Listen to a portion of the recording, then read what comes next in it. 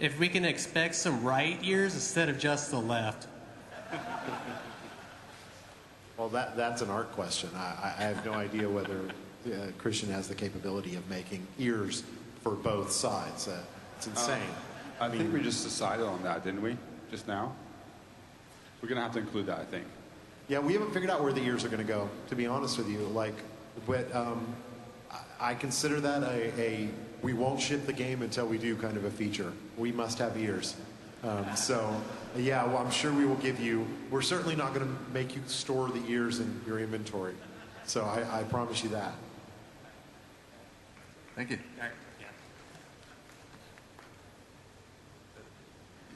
Hey guys, my question for you is in regards to the multiplayer games. Will the player amount per game remain the same, or do you plan on changing it in Diablo 3? Well, it could change. Right now, when we've been playing through the game, everything seems to play really well with a 4-player cap, but that is something that we've investigated over time. Thank you.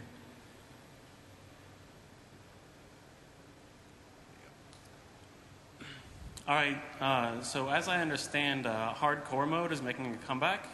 I'm wondering how is that going to work with the new PvP system? And since we don't have stats or abilities, are the traits going to be coming in to account for the balancing for hardcore builds? So, I'm sorry, I didn't understand the trait question. Well, usually, right, with a hardcore build, you just pump everything in Vitality and then normal build, right? So what's going to be done instead of that? Well, we don't know yet what's going to be done for hardcore characters in relation, but putting the trait system in is basically to recognize that with the previous kind of attribute point spending systems, there wasn't a lot of customization to them. There was just a pattern of what you always did. So yes, it is our goal to break that. That being said, you actually have a lot of different defensive abilities that you can get through traits, and you can still do a lot of itemization. So I'm sure hardcore characters are going to stack health. On the PvP hardcore question, first I'd like to say thank you for asking that, because I was really hoping someone would. Yeah, you're going to die, because it's hardcore mode.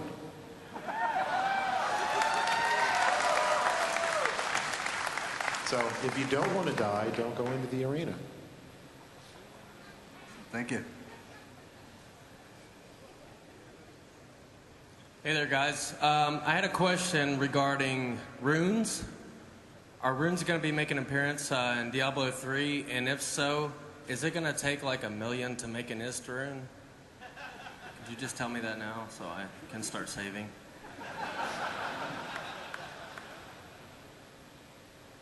Runes are in Diablo 3. They're the things we put into the skills to change how they work. So the runes as they existed in Diablo 2, we don't have any plans to put them into Diablo 3 because rune words are really a crafting system, and we added a new crafting system. So we don't really want to compete with our crafting system with another crafting system because one's going to become redundant or better. So we'd rather just stick to the one. Thank you. Hey, sorry, wow, I go. My question is about the appearances of the game, because in Diablo 2, you had some of the coolest armor in any game that I have ever seen. And what I'm hoping for is that if you guys ever talked about having maybe an appearance tab or something like that, like you could see what you're wearing on the outside, but have actual gear, because it might, have better stats or something like that, but there's cooler gear that you would rather wear because it's badass as opposed to the gear that you would go kill people in. Nate, you want to tackle that one? No, I think you got this. So we're really giving you a lot more choices in Diablo 3 than in Diablo 2 as far as armor sets go. We're spending a lot of time on giving you a lot of variety.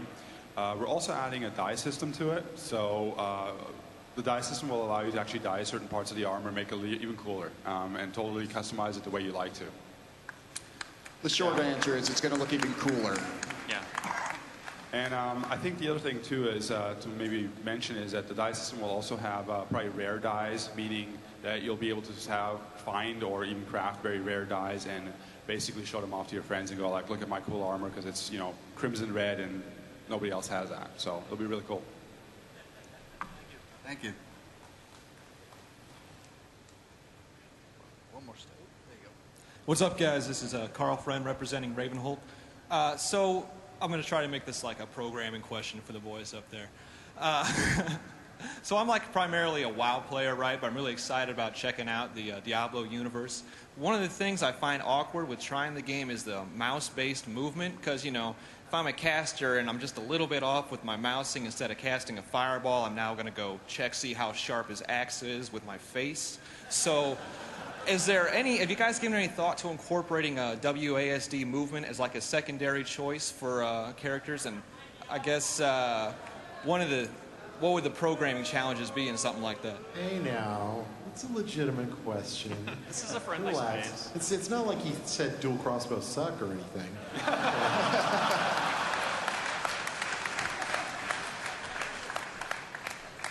Okay, so we've played around with WASD, and it doesn't feel very good because it's only 4 directions, and there's a lot more granularity to how you move the character with the mouse. So we felt like it was a vastly inferior control scheme for how the game played, and we didn't want to support something that we felt was not a good control scheme. At Blizzard, controls are everything. We put an enormous amount of time and energy into them, and so supporting multiple, especially when one of them is obviously not the way most people are going to play and is not really the way we want people to play, is not something we try to do. To address the actual example you gave, we do have a key in the game that you can hold that will keep you in place so that if you are off target, you don't go and find out how sharp that axe is. Shift. That's the shift key. Thank you.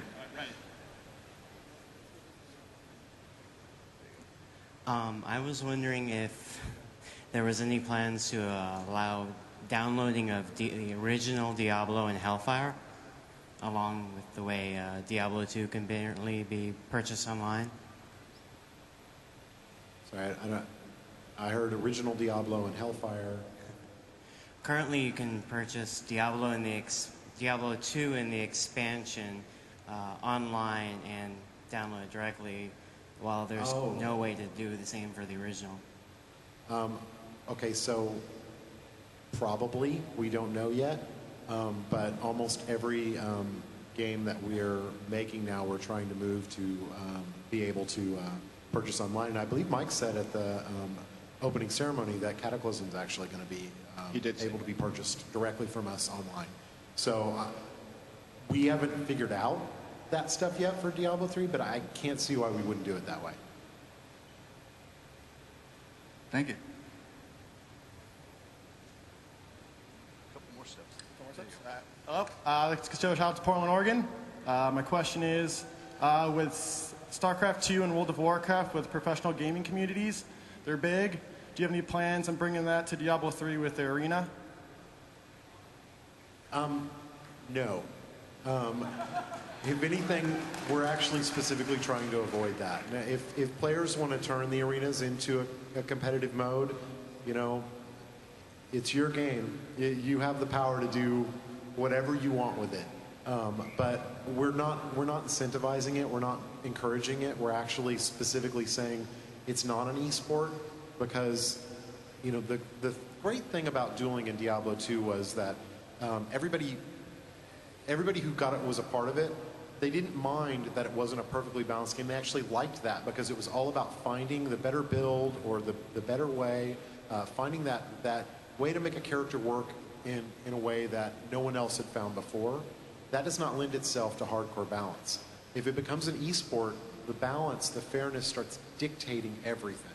And that's not what we want. We want to preserve that idea of you can make a better character. And you can find this obscure build and just beat people up with it. As soon as you put in those like esports and the rankings, that all goes away. Thank you.